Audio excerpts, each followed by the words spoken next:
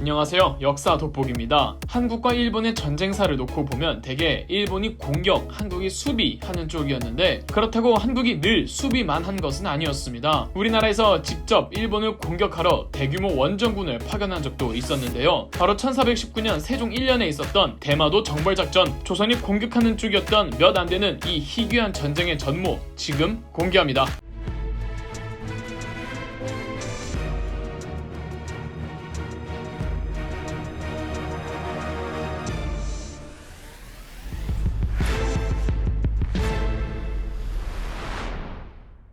(1418년) 태종 이방원은 세종대왕에게 왕위를 물려주었습니다. 보통 왕위 계승은 선대왕이 죽으면 세자가 잇게 되는 것인데 태종에서 세종으로 넘어가는 건 태종이 버젓이 살아있는데, 그것도 첫째 양녕대군에서 셋째 충녕대군으로 세자가 교체된 지 1년도 안 됐을 때 태종이 물려주었습니다. 이유는 한 가지, 왕권 강화를 성공적으로 이룩한 태종 이방원에게 모든 대소신료들이 머리를 조아렸지만 자기 아들에게조차 충성을 맹세할지는 모르는 일이었습니다. 더군다나 똑똑한 거는 같지만 자기만큼의 압도적 카리스마를 보여줄 것 같지 않던 셋째 아들을 생각해봤을 때 태종 이방원은 일단 자기가 왕에서 물러나고 자기 셋째 아들이 왕이 됐을 때 신하들이 충성을 잘하나 못하나를 감시하기 위함이었습니다. 그러니까 태종 이방원은 내가 아직 여기에 있으니 신하들 너네 내 아들을 업신여기거나 그래봐 가만 안 있어를 보여주기 위함이었고, 동시에 왕이 된 아들에게도 혹시라도 내가 했던 정책들을 뒤엎는다든지 물러터진 정치를 한다면 혼쭐 내겠다는 제스처도 있었습니다. 그래서 태종 이방원은 상황으로 물러나면서도 군사권과 인사권은 국왕인 세종이 아닌 자기가 꾸준히 관할합니다. 사실 군사권과 인사권 가져가면 다 가져가는 거 아닌가요? 세종대왕은 이렇듯 즉위 완전 초창기에는 상황으로 물러나 아버지에게 눌려 살았습니다. 우리의 세종대왕도 쭈그렸던 시절이 있었다고요. 조선의 대마도 정벌을 주제로 한 이 동영상에 제가 왜 태종 이방원과 세종대왕 이야기를 하느냐면, 이 대마도 정벌이 세종이 즉위한 지 1년째 되던 해 1419년에 일어난 전쟁이기 때문입니다. 그러니까 이 대마도 정벌은 교과서에서 배우기론 세종대왕 치세에 일어난 세종대왕의 업적처럼 그려지지만, 엄밀히 따지자면 상황으로 물러난 뒤 군사권을 여전히 쥐고 있던 이방원이 기획하고 주도했던 정벌전이었으며, 세종은 이 대마도 정벌에 거의 개입하지 않았다고 보시면 됩니다. 그저 아빠가 하자는 대로 따랐을 뿐이에요. 대마도 정벌의 주인공을 봤으니 그렇다면 이방원은 왜 대마도를 정벌하러 갔는지 그 배경과 이유를 살펴볼까요? 당시 대마도는 왜구들의 소굴이었기 때문입니다. 고려말 조선 초 왜구놈들이 일으킨 피해는 정말 극심했습니다. 왜구의 문제는 비단 한국뿐 아니라 중국까지 골머리를 썩게 했던 동아시아의 전체적인 문제였습니다. 일본의 왜구들은 해안가이기만 하면 국적 상관없이 노략질을 일삼았고, 심지어는 내륙지방 깊숙이까지 들이닥쳤습니다. 일본의 막부 정권은 왜구들을 통제조차 하지 못했고, 아니 일본은 결탁하여 중간에서 재미도 많이 봤습니다. 왜구들은 그냥 동네 양아치 해적들이 아니었습니다. 물론 해적에서 출발한 것은 맞지만 14세기 말 15세기 초 왜구들은 그 조직이 매우 확대되어 일본인뿐 아니라 한국인, 중국인 등 다국적으로 구성된 인터내셔널 깡패 조직단이었다고 보시면 됩니다. 마치 마피아가 그냥 깡패가 아니라 세계 곳곳에서 영향력을 퍼뜨리며 다양한 사업을 진행하듯 왜구들도 검은 돈을 만질 사람들은 너도 나도 다 왜구가 되었습니다. 그 검은 돈의 양은 꽤나 쏠쏠했던 것으로 보이며, 이러니 아까 말했던 것처럼 일본 막부 정권과 지방의 다이묘들이 암암리에 왜구들을 적극 지원해 주었습니다. 왜구들의 조직이 거대해지면서 그 속에서도 여러 분파들이 생겼고, 워낙 복잡한 조직인 만큼 몇 번을 세력을 크게 꺾여도 기생충마냥 다시 생기고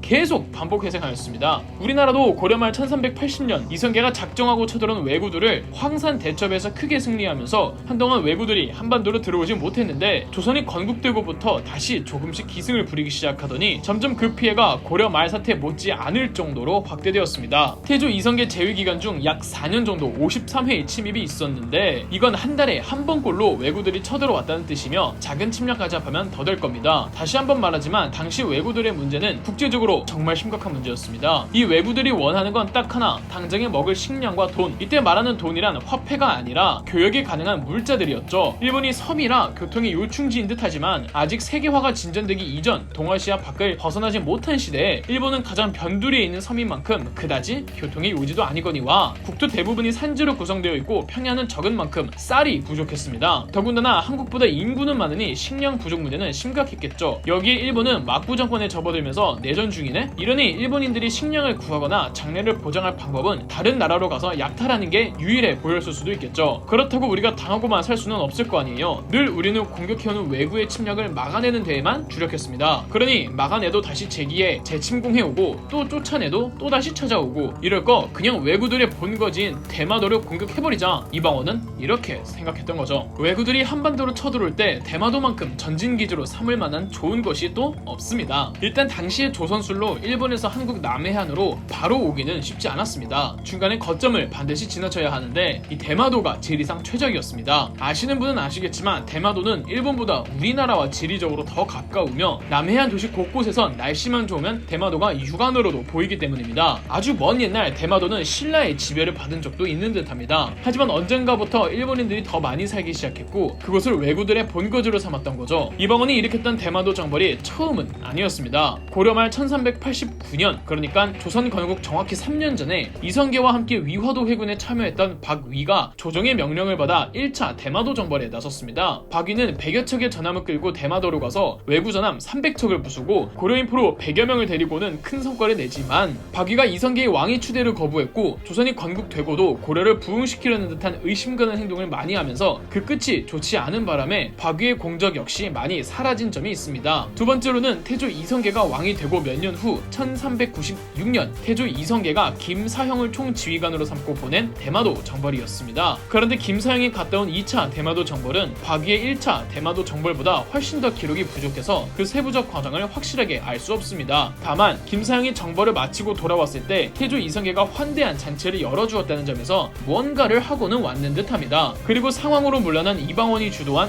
대마도 정벌이 있었으니 역사상 세 번째 대마도 정벌이며 가장 기록이 많고 또 가장 큰 정벌전이었기 때문에 보통 대마도 정벌하면 세종 제위 1년 이방원이 일으켰던 대마도 정벌을 가리키죠. 세종 1년이었던 1419년 5월 13일 황해도 해주 연평곳에 왜구들이 배를 이끌고 들어와 노략질을 하며 식량을 요구했습니다. 담당 지방관은 이들을 잘 달래서 보내기 위해 요구하는 식량을 주었으나 이들은 되려 민가를 더더욱 약탈하는 등 꼴사나운 짓을 합니다. 담당 지방관이 해주 연평곳으로 쳐들어온 왜구들과 소규모 접전을 벌이는 과정에서 이 왜구들의 정체를 알게 되는데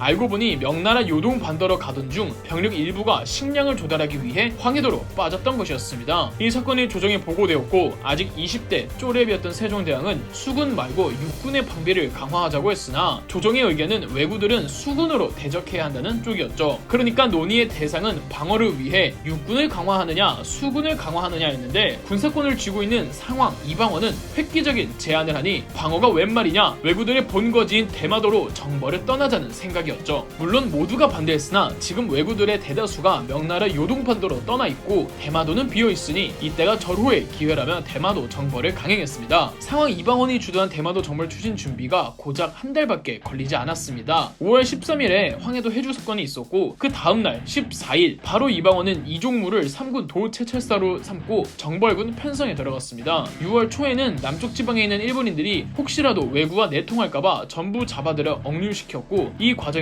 136명의 일본인들이 자살했다고 합니다. 6월 20일 이종무가 이끄는 군사 17,000명의 병력과 227척의 전함들이 대마도에 도착했으니 정벌군 조직 속도가 매우 빨랐으며 이는 오래전부터 왜구의 피해가 극심했던 것만큼 대마도 정벌을 다들 준비는 하고 있었을 뿐 누구 하나 거론하지 못하고 있었다는 뜻이 됩니다. 그래도 이 전쟁이라는 게 보통 일은 아니니까요. 이 이방원은 이 대마도 정벌을 통해 아직 자기의 권력이 막강하다는 것을 내보이기 위한 목적도 있어서 빠르게 보낸 거죠. 이종무가 이끄는 조선 수군은 대마도에 도착하자마자 포구를 점령했고 이방원의 예상대로 왜구들이 대거 명나라 약탈 때문에 빠진 상태에서 대마도 해안가는 불바다가 되었습니다. 이종무는 왜구 함선들을 불살라버렸고 조선인 및 중국인 포로들을 구출해내 주었죠. 정말 큰 성과를 냈던 거죠. 대마도에 있던 왜구 병력은 전부 산속으로 숨어 들어갔습니다. 조선 수군은 식량도 2달치나 있었기 때문에 가만히만 있어도 이기는 상황에서 이종무가 불현듯 산속으로 들어간 왜구 선멸 작전을 내렸습니다. 그런데 근데 가만 생각해보면 산속지형은 적군이 더 잘 아는 만큼 섣부르게 움직였다가 부대가 괴멸될까 두려웠던 이종무는 일단 한 부대만 탐색하러 보내기로 하는데 장수들이 너도 나도 피하려는 겁니다. 그렇죠. 가만히 있어도 이기는 전쟁에서 뭐하러 굳이 나가 싸웁니까? 이종무는 결국 제비 뽑기로 탐색을 보낼 부대를 결정했고, 이 부대는 산속 탐색을 하던 중 아니다 다를까 왜구들의 매복이 걸려 약 180명이 죽고 거르마나 살려라 도망만 쳤죠. 그런데 탐색을 나가지 않았던 조선수군은 괜히 싸움에 휘말리고 싶지 않아서 도망치다가 죽는 전우들을 구하러 가지 않고 그냥 배 위에서 지켜만 봤답니다. 물론 찝찝하긴 하지만 전체적으로 봤을 땐 조선수군의 승리였습니다. 많은 장수들이 귀국 후 승진 및 많은 포상을 받았거든요. 이종무만큼은 무리한 공을 세우려다가 병사를 잃었다는 죄목에 탄핵 상소를 받았으나 대마도 정벌은 이방원의 작품이었던 만큼 이종무가 판단 미스를 해서 벌을 받는다면 이방원도 자기 업적에 흠이 나거나 쥐고 있는 입지가 흔들릴까봐 이종무를 유배 보내긴 보내되 다른 같지 않은 이유로 보냅니다. 이종무는 2차 왕자의 난 때 이방원의 칼이 되어준 사람으로 이방원이 굉장히 아끼는 신하였기 때문에 유배 각오도 나중에 이방원 백으로 풀려납니다. 이방원의 대마도 정벌은 이종무가 정말 큰 성과를 낸 전쟁이었습니다.